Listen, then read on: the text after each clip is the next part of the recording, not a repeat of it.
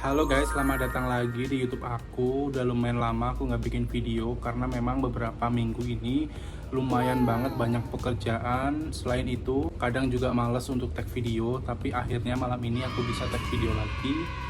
Dan semoga kedepannya bisa lebih konsisten lagi meskipun kadang ya ada rasa males-malesnya dikit. Nah, di video kali ini aku mau membawakan sebuah kasus yang mirip banget dengan kasus yang pernah terjadi di Indonesia. Jadi kalau kalian ingat beberapa bulan lalu ada kasus di Indonesia. Jadi waktu itu ada seorang diplomat muda yang ditemukan meninggal dunia di dalam kamar kontrakannya dengan kondisi yang nggak wajar. Selain itu menimbulkan banyak banget kejanggalan, diantaranya adalah pintunya yang terkunci dari dalam dan ada hal-hal lainnya. Dan di kasus itu diputuskan kalau tidak ada intervensi dari pihak luar.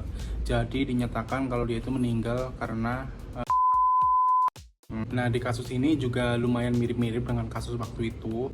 Tapi kalau di kasus yang bakal aku bahas ini beda cerita. Meskipun awalnya dikira meninggal karena faktor alami atau serangan jantung, bahkan karena memang sudah faktor usia, tapi ternyata dari bukti yang kecil banget bisa terungkap hal yang nggak bisa kita bayangin sebelumnya, hal yang nggak disangka-sangka oleh banyak orang. Jadi langsung aja kita mulai ceritanya. Tapi seperti biasa sebelum masuk ke ceritanya, buat kalian yang belum subscribe channel ini, boleh banget subscribe aja di bawah dan like video ini jika kalian suka, dislike aja kalau nggak suka, nggak apa-apa banget. Atau kalian mau menambahkan detail-detail tentang kasus yang bakal aku bahas ini, tulis aja di kolom komentar, dan sekalian untuk kritik dan sarannya tulis aja di kolom komentar. Oke, sekarang kita langsung aja masuk ke ceritanya. Jadi ceritanya pada tanggal 16 September 2010, ada seorang bapak-bapak yang ditemukan meninggal dunia di dalam kamar hotel. Saat ditemukan posisinya sedang tengkurap, masih pakai piyama atau baju tidur, dan anehnya di tangannya masih ada sebatang rokok yang belum habis. Yang bikin tambah aneh lagi, pintu kamarnya itu terkunci dari dalam. Nah, di sini mirip banget kan dengan kasus yang pernah terjadi di Indonesia. Sama-sama pintunya itu terkunci dari dalam. Jadi, bapak ini bernama Greg Flanagan, pria asal Lafayette, Louisiana, Amerika Serikat. Umurnya pada saat itu 55 tahun. Dia bekerja di bidang minyak dan gas sebagai wakil direktur di sebuah perusahaan milik keluarganya. Dan di kehidupan sehari-harinya, Pak Greg ini dikenal orang yang sangat baik, tenang, dan nggak pernah bikin kegaduhan atau nggak neko-neko, nggak pernah bikin hal yang aneh-aneh. Setiap malam dia tuh punya kebiasaan yang sudah pasti dia lakukan. Dia tuh setiap malam kayak punya rutinitas ngemil, sambil nonton TV, ngerokok, minum root beer, dan dia tuh suka banget kamar yang super-super dingin. Jadi dia kalau di ruangan itu suka nyalain AC yang paling dingin. Dia tinggal bersama istrinya yang bernama Susi.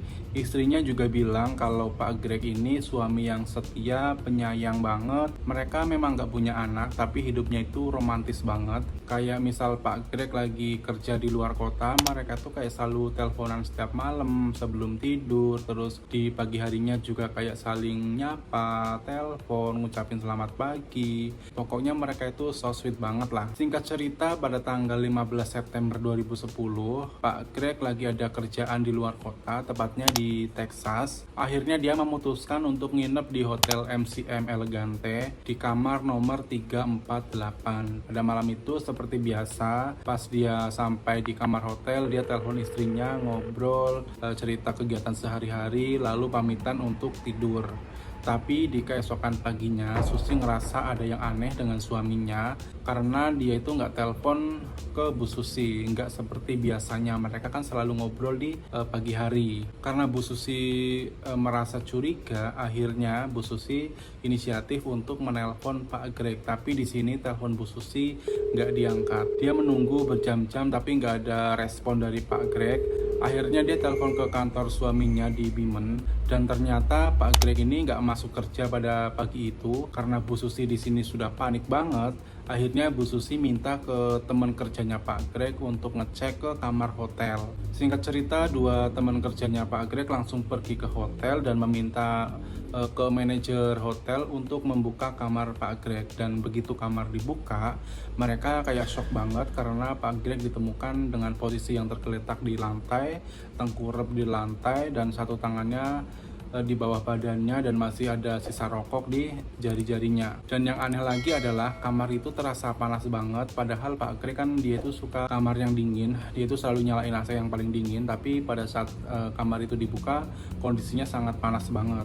Dan setelah menemukan kondisi Pak Greg yang seperti itu, pihak hotel langsung menelpon ke 911. Ketika polisi datang dan ngecek kamar tersebut, mereka mengira kalau Pak Greg ini mungkin meninggal secara alami atau serangan jantung, atau mungkin memang sudah faktor umur aja. Mengingat Pak Greg kan sudah 55 tahun dan gaya hidupnya itu nggak teratur kayak gitu, bukan orang yang sehat-sehat banget kayak gitu, bukan orang yang tipe-tipe menjaga kesehatan badan banget kayak gitu. Selain itu, kenapa polisi menganggapnya ini tuh meninggal secara alami? Karena di tubuhnya Pak Greg ini nggak ada luka-luka, nggak ada darah atau seperti tanda-tanda kekerasan, dan barang-barang di dalam kamar itu juga masih lengkap banget, nggak ada yang hilang, nggak ada yang berantakan. Jadi kayak nggak mungkin aja kalau misalkan orang melakukan kejahatan tapi nggak bikin kegaduhan di kamar tersebut. Tapi untungnya otopsi tetap dilakukan untuk mengetahui apa sebenarnya yang membuat Pak Greg ini meninggal kayak gitu, mungkin serangan jantung atau ada penyakit komplikasi lainnya. Tapi setelah hasil otopsi keluar, hasilnya bikin merinding banget karena di bagian dalam tubuh Pak Greg ini rusak parah. Tulang rusuknya patah, tulang dadanya retak, jantung dan hatinya juga robek. Yang paling aneh lagi adalah di bagian skrotumnya itu ada memar berwarna ungu kayak memar bekas pukulan benda tumpul, tapi di sekitar kulit luar area dada itu nggak ada luka-luka sama sekali, nggak ada memar, nggak ada lecet, jadi mulus banget. Yang kelihatan memar itu cuma di bagian skrotumnya aja, karena mengingat yang bagian dalamnya paling parah kan di bagian dada, tapi kok di bagian fisik luarnya itu nggak ada kayak luka-luka yang benar-benar luka yang bisa mengakibatkan organ dalam itu serusak itu. Sehingga dokter forensik pun awalnya mengira kalau mungkin rusaknya organ dalam itu akibat efek dari CPR. Tapi ternyata setelah diselidiki lagi, nggak ada yang pernah melakukan tindakan CPR ke tubuhnya Pak Greg. Karena kejanggalan ini, akhirnya dokter forensik menyimpulkan kalau Pak Greg ini meninggal dunia akibat dibunuh. Dan sekarang yang menimbulkan pertanyaan di masyarakat itu adalah dibunuh oleh siapa dan gimana caranya membunuh orang tanpa luka di bagian luarnya. Detektif yang menangani waktu itu yang bernama Scott Apple udah meriksa semua saksi dan tamu hotel di malam itu, tapi nggak nemu apa-apa karena mengingat Pak Greg ini nggak punya musuh, hidupnya yang tenang, dan bahkan dia itu nggak pernah ada kasus yang tercatat di kepolisian sebagai orang yang bermasalah. Jadi ini tuh kayak susah banget ditemukan karena Pak Greg ini orang yang lempeng-lempeng aja, dan akhirnya pada saat itu kasusnya ya udah kayak buntu aja, nggak menemukan titik terangnya seperti apa. Tapi setelah 7 bulan berlalu, istri dari Pak Greg ini menyewa detektif swasta yang terkenal yang bernama Ken Brennan. Dia adalah mantan agen DEA, dikenal sebagai orang yang punya insting yang tajam banget. Detektif ini pun, Ken Brennan, langsung menyelidiki ulang. Dia nemu hal-hal kecil yang penting banget, dan benar aja ketika detektif Ken Brennan menyelidiki ulang, dia nemu hal-hal kecil tapi yang waktu itu bisa kelewat kayak gitu, karena hal kecil ini penting banget. Yang pertama adalah AC kamar Greg mati waktu jenazah ditemukan, padahal Greg kan suka banget sama AC yang dingin, dan Susi juga bilang itu nggak mungkin. Jadi Ken mikir itu pasti ada sesuatu yang janggal, dan dia juga sadar kalau ada rokok di tangan kirinya Pak Greg, padahal istrinya itu pernah bilang kalau suaminya itu selalu ngerokok pakai tangan kanan.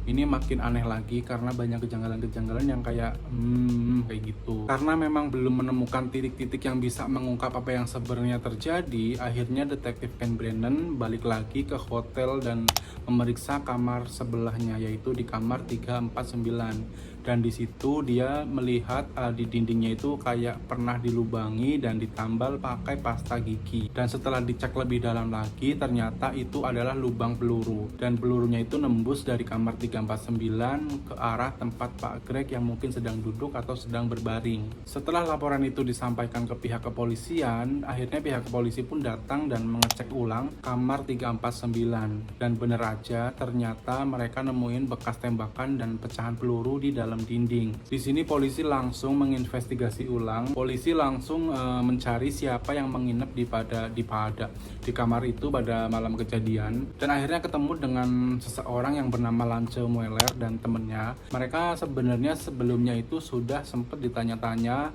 oleh detektif yang sebelumnya menangani kasus ini, yaitu Scott Apple, tapi mereka itu kayak nggak ngaku, mereka tuh bilangnya nggak tahu apa-apa.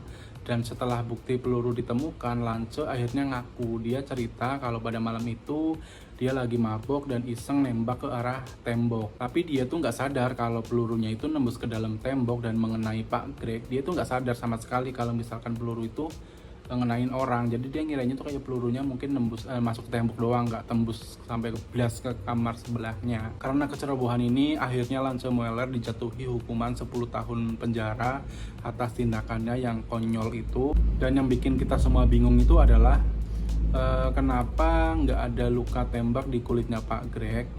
Karena kan katanya kan dia kena tembakan kayak gitu kan, meninggalnya karena tembakan. Dan setelah aku baca-baca, ternyata peluru yang kena itu cuma serpihan kecil dan masuk lewat bagian bawah tubuh Pak Greg, tepatnya di area skrotum yang memar tadi. Karena memang kulit di bagian skrotum itu kan tipis dan berkerut, jadi luka kecil itu bisa langsung menutup lagi. Makanya dari luar itu kelihatannya kayak nggak ada luka apa-apa, cuman memar di bagian skrotumnya doang. Tapi ternyata walaupun peluru itu cuma serpihan, masih bisa nembus sampai bagian dada dan membuat tulangnya itu patah gitu. Gila ya guys, cuman dari detail kecil itu, AC mati, posisi rokok dan lubang di dinding, kasus yang awalnya dikira kematian alami bisa terungkap ternyata pembunuhnya itu akibat kelalaian dari orang lain. Dan menurut kalian gimana kalau bukan karena insting detektif Brennan, mungkin kasus ini bakal selamanya jadi misteri. So jadi itulah kasus dari Greg Flanagan yang menurut aku memang lumayan menarik banget karena kasusnya lumayan mirip dengan kasus yang pernah terjadi di Indonesia. Dan sampai jumpa di video selanjutnya. Wassalamualaikum warahmatullahi wabarakatuh.